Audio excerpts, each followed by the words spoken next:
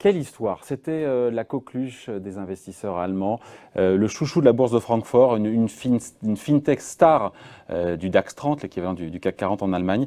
C'est désormais un scandale financier hors norme qui éclabousse l'Allemagne, ses régulateurs, les partis politiques. Wirecard, spécialiste pas connu en France, mais spécialiste dans le traitement des opérations de paiement, a perdu quasiment 80% de sa valeur en seulement quelques jours après la découverte d'une fraude de 2 milliards d'euros. Bonjour Laurence. Bonjour David. Laurence Lafont, rédacteur en chef de la lettre d'investissement, propos utiles. Déjà, juste avant qu'on rentre dans le dur, qui est Wirecard et que fait Wirecard au quotidien? Moi, j'ai pas bien compris. Hein. Alors, en gros, c'est un de ces groupes spécialisés Soyez pédago. Hein. Dans le paiement électronique. Donc, vous avez, quand vous payez sur un site internet, quand vous payez avec votre téléphone, Ouais. il y a un intermédiaire, c'est Wirecard. C'est-à-dire qu'entre le marchand chez qui vous faites un achat et le réseau de paiement, que ce soit Visa ou Mastercard, il y a cet acteur qui intervient et qui va gérer, on va dire, le paiement et prendre une commission sur les sommes transférées. Et là, on se dit comment, une fois qu'on a dit ça, c'est pas très compliqué, enfin, en tout cas en apparence, on comprend le métier, c'est pas quelque chose d'exotique. Comment est-ce qu'on aboutit à cette affaire de fraude financière géante, XXL, comme on n'avait pas vu depuis longtemps? Ça nous ramène, pour celles et ceux qui sont nés avant l'an 2000, à Enron, des transactions qui ont été gonflées à hauteur de 2 milliards d'euros, qu'on a inventé, on a gonflé artificiellement le bilan. C'est un quart du bilan qui a été maquillé, en gros. Hein. Et là, on se dit, mais comment c'est possible? Alors, c'est même plus que 2 milliards de transactions. C'est parce que ça, les 2 milliards, ce sont en réalité des profits. Donc, des faux profits. Ah ouais, alors je suis à côté de la plaque. C'est 2 milliards de faux profits? Oui, il faut voir qu'en fait, le groupe, quand on prend les chiffres, hein, réalise 3 milliards environ d'euros de chiffre d'affaires. Ouais. Le chiffre d'affaires, ce sont les commissions qu'ils prélèvent. Ouais. Mais les transactions gérées par le groupe dans le monde, c'est 125 milliards d'euros chaque année, enfin récemment.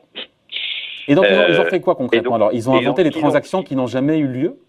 C'est aussi bête que ça. C'est-à-dire qu'en fait, Wirecard a un réseau de partenariats dans le monde avec des toutes petites sociétés locales qui parfois n'ont pas l'autorisation réglementaire ou la technologie. Ils apportent les deux. Et il y a une société qui s'appelle Al-Alam, située à Dubaï.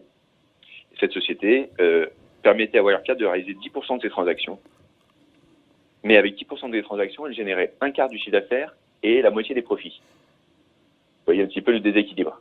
Et lorsque le Financial Times, puisque c'est quand même il faut rendre ce qui est à César, le Financial Times a lancé l'alerte de Wirecard, c'est eux qui ont levé le loup.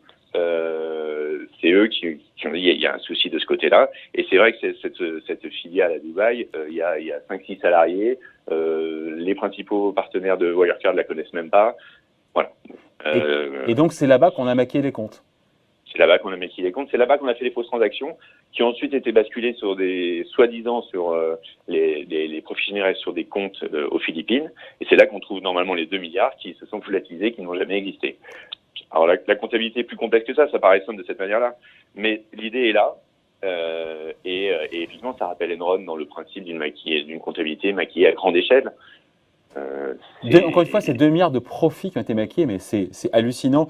Et là, on se dit, mais la chaîne. Il manque 2 milliards de cash dans la boîte. C'est ça qui est dingue. La chaîne de responsabilité, parce qu'on a vu effectivement, on voit sa photo là, des images de lui, Marcus Brown, qui est donc le PDG déchu. Il est responsable manifestement, mais c'est pas seulement lui. Hein. Non, c'est toute une chaîne de responsabilité. Visiblement, il est à l'initiative de cette fraude à grande échelle. Donc, il est déjà allé en prison, et là, il le relâche sous caution. Mais au-delà de ça, vous avez probablement des complicités au sein du groupe. Il n'a pas fait ça tout seul. Donc, c'est vraiment une fausse comptabilité organisée. Et vous avez toute une chaîne de contrôle qui a mal fonctionné, puisque vous avez en premier lieu l'EFT, donc on l'a dit, qui avait lancé l'alerte. Et lorsque l'EFT a lancé l'alerte, et lorsque les vendeurs à découvert se sont attaqués à la société, qu'a fait l'autorité de régulation boursière allemande? La BaFin. Voilà. Elle a poursuivi l'EFT pour fausses informations. Elle a interdit la vente à découvert sur Wirecard pendant 2 mois, comme si le fait de masquer le problème allait le résoudre. Le résoudre, exactement. En réalité, je pense que l'Allemagne... Mais là, ce sont des responsabilités indirectes, j'ai envie de dire. Bien sûr, mais actuellement, le scandale est tel en Allemagne que la BaFin est pointée du doigt. Le conseil de surveillance de l'entreprise également, puisque je vous rappelle qu'ils sont quand même là pour vérifier que tout se fonctionne de manière intègre dans une entreprise. Contre-pouvoir. Voilà, le contre-pouvoir. Bon, on se rend compte que ce contre-pouvoir non exécutif avait zéro pouvoir en réalité. Donc là-dessus, vous avez donc une responsabilité de la BaFin. Vous avez une responsabilité politique certainement, parce que l'Allemagne était trop heureuse d'avoir enfin un poids lourd de la technologie qui puisse rivaliser avec le Worldline français, le Adyen hollandais et les groupes américains sur le paiement en ligne. Donc, ils avaient tout intérêt à se dire ce groupe a de l'avenir, on le défend. Voilà, ils ont été aveuglés certainement. Ouais. Et vous avez également le cabinet d'audit, puisque depuis plusieurs années, Ernst & Young valide les comptes sans problème. Et Ernst & Young, on va dire que c'est un petit peu comme Arthur Andersen à l'époque d'Enron, ils sont dans le collimateur. Ouais. Comment ont-ils pu valider ces comptes alors que KPMG, qui a fait une enquête externe il y a encore 2 mois, a tout de suite dit on ne peut pas valider les comptes, on n'a pas les documents, il y a un problème. On voit ceux dont la responsabilité est entachée dans cette affaire. Quand un scandale hors norme en Allemagne, enfin ça fait les choux gras dans la presse. Il y a des gagnants pour vous dans cette histoire? Oui. Je vois pas qui. Hein. Oui, le FT, oui.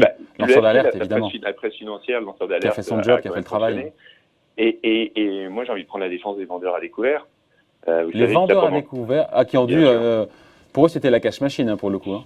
C'était la cash machine, mais il fallait quand même aller contre les autorités. Il fallait y croire jusqu'au bout.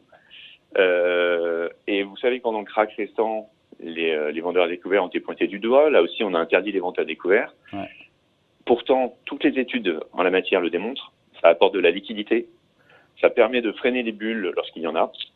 Ça permet, on le voit dans ce cas-là, de lancer une alerte. Il y a d'autres groupes qui sont dans le collimateur comme ça, des vendeurs à découvert. S'ils se trompent, ils perdent de l'argent. Et tant pis pour eux. Et tant pis pour eux. Mais ça équilibre le marché. Et interdire la vente à découvert pure, c'est idiot. Ce qu'il faut interdire, c'est les fausses informations. Effectivement, si vous vendez une société à découvert et si vous lancez une rumeur derrière, fausse, vous êtes malhonnête. Ouais. Et ça marche dans l'autre sens également. Vous achetez une société, vous faites monter le titre sur de fausses informations, c'est la même chose. On n'interdit pas l'achat pour autant. Ouais. Donc la vente à découvert représente quelque chose d'essentiel sur les marchés.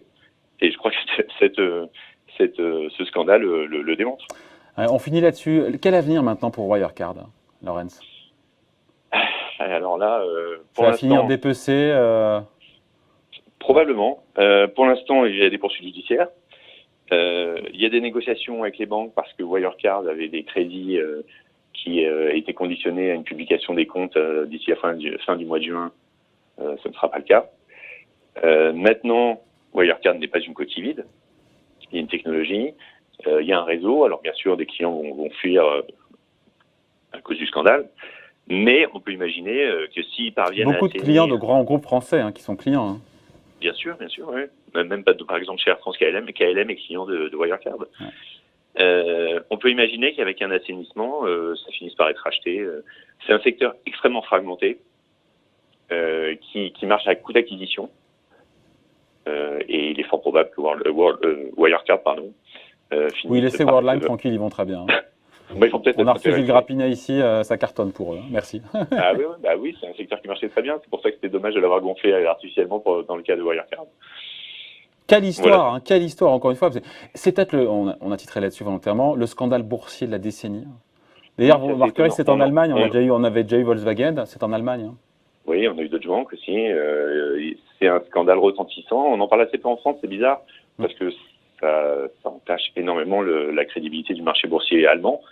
Vu qu'on est en concurrence avec l'Allemagne pour attirer les cotations, on devrait peut-être presque s'en réjouir. Une carte à jouer. Une carte à jouer, exactement. Le meilleur des uns fait le bonheur des autres. Merci en tout cas. Point de vue, explication signé Laurens Lafont, Merci à vous, rédacteur en chef de la lettre d'investissement. Propos utile. Merci Laurens. À bientôt. Bye. Au revoir.